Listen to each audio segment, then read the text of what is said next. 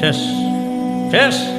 কালকে এই একটু পরে মারা যাবো, কালকে এই মুহূর্তে একদিন, পরের দিন 2 দিন, পরের দিন 3 দিন। বিশ্বাস করেন 3 দিন পরে আপনারা যার যার মতো কাজ শুরু করবেন।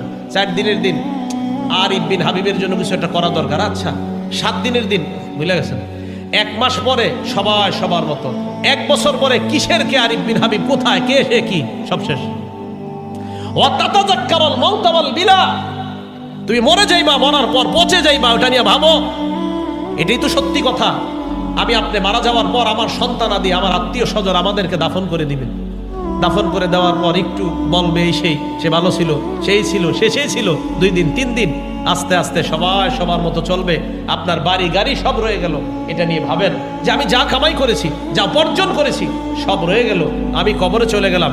ভাইও আজকে থেকে ভাবেন, আজকে রাতে মাথাটা বালিশে লাগান, একটু সময়ের জন্য ল্যাপটা মুড়ি দেন, কম্বলটা মুড়ি দিয়ে চোখটা খোলেন, দেখবেন আপনি অন্ধকার, কিছু দেখা যায় না।